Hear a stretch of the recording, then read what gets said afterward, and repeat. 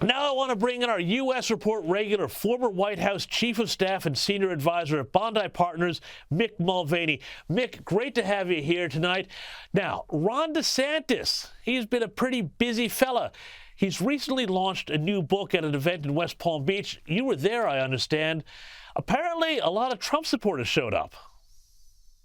Yeah, they did. By the way, James, it's always great to see you, and thanks for having me. There were a lot of folks there whose faces I recognized. There's about 150, 200 people. It was the largest DeSantis supporters and donors, and I counted at least 10 or 12 folks who I had seen in the Oval Office with Donald Trump. Now, that by itself is not indicative of the fact they might support DeSantis instead of Trump should the two men run against each other for president, because after all, the event was in Florida. Most of these folks live in Florida, and Ron DeSantis is currently the governor of Florida. So those folks could be pro-DeSantis and pro-Trump at the same time.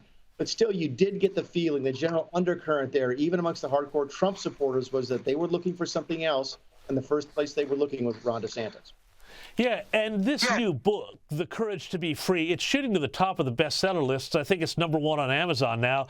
And he's even got fans here in Australia. This is on page 2. Here he is talking about his approach to the pandemic. He writes that at the height of Australia's draconian lockdowns, a man from Sydney wrote to my office saying, "There isn't much hope right now here, and many of us fear what our leaders have in store for us. I look to you and your great state of Florida for hope during this dark time."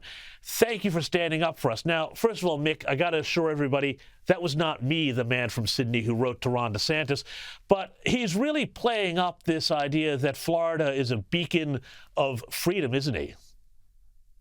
He is. And of course, it's the reason he's at the top of the list. He's in all of the debates. He's earned a place in the discussion about who should run for president as a Republican because of the really good job that he did during COVID. Again, this is sort of the informal mantra down there is instead of "Make America Great Again," which was Donald Trump's hook line, it's "Make America" or "Make America Florida." That's sort of what they're talking about there, using the Florida example. In fact, the theme of the meeting was the blueprint for Florida, and you could tell that they were laying out the case at this meeting in Palm Beach, both Casey and Ron DeSantis together, that the blueprint they used to sort of make Florida great could be extended nationwide.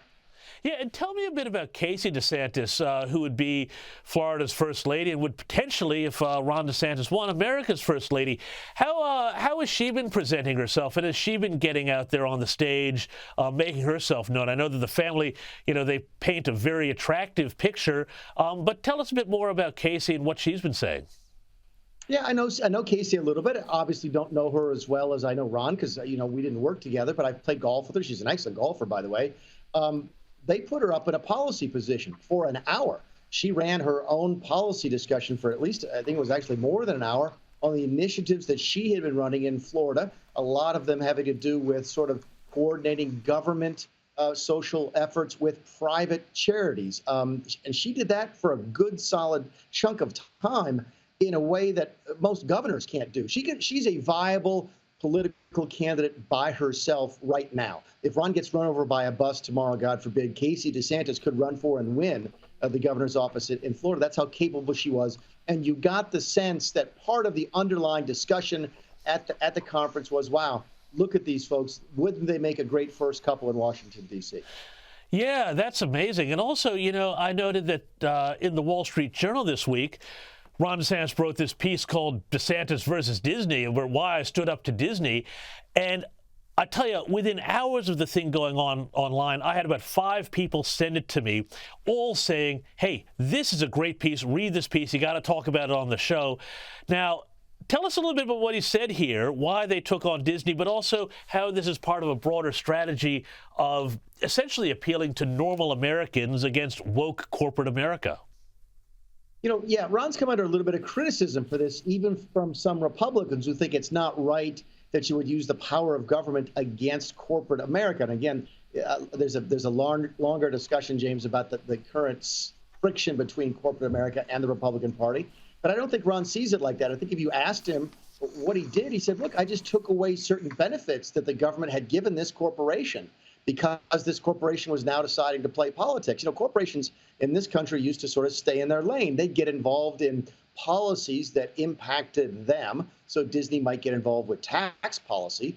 when corporations like Walt Disney started getting involved with things like abortion and LGBTQ stuff, which is cultural and has nothing to do with their underlying business, it makes a little bit of sense to sort of say, you know what, if you're going to play politics with you, we're going to take away the benefits that politics has given you in the past. So it's part of this discussion about Ron trying to bring some sanity back to the party, trying to be a little bit more normal. There's just he's speaking to people in a language they understand on topics that they agree with.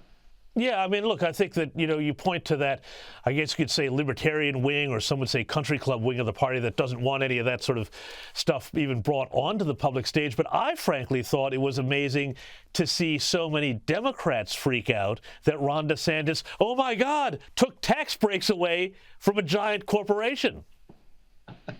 It is, and the world is upside down, right? You've got Democrats defending large corporate America. By the way, it goes to that larger theme I've just mentioned, which is the corporate America is looking for a friend right now, and they're trying to sort of cuddle up to the left. And in doing so, they're really upsetting the right. This goes to the larger ESG movement that we have here in corporate America right now. So, yeah, you find this very unusual, unexpected circumstance where the Democrats are protecting big business, and that means American politics is flipped almost all the way upside down. Well, I mean, I think we've spoken about this many times, Mick, both on and off air, about how in our lifetimes, the right has become the party of the working man and the left has become the party of capital, both here in Australia and in the U.S. But Ron DeSantis, he's also making big pushes against DEI or diversity equality and inclusion in the universities there. And also, I think he's making big moves about investing government funds with, barring companies that are making big ESG, environmental social governance pushes from investing in Florida. Tell us a bit more about those efforts. And I mean, is this giving hope to a lot of Republicans who thought it's great that Trump is out there raising the issues, but this guy is actually fighting tactically on how you actually make that happen? It was actually a big part of the conference that we were at Palm Beach last week. What he was trying to do was say, look, I lost the Hispanic vote in 2020. This is Ron DeSantis now. In 2018, he lost the Hispanic vote. He lost the women vote. And what he decided to do, instead of doing what Democrats might do, which is target those groups with concepts that they think might appeal to them as a smaller subset of the population, he tried to go after policies that he thought everybody would be for in Florida. So attacking ESG, attacking DEI, attacking the LGBTQ sort of critical race theory, that was transformative to Republican politics in Florida. James, he won by 20 points in a state that typically is 1 or 2 points either way.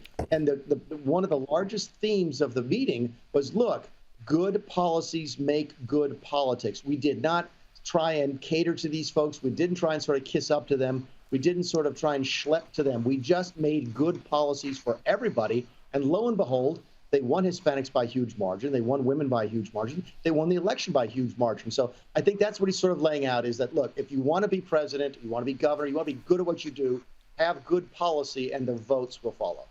Yeah, I mean, look, I think that's politics 101, but amazing how many people forget that. But on this question, then, the ultimate thing looming here, is Ron DeSantis running for president without running for president? And what's his strategy? How long can he actually stay formally out of the race before he has to jump in?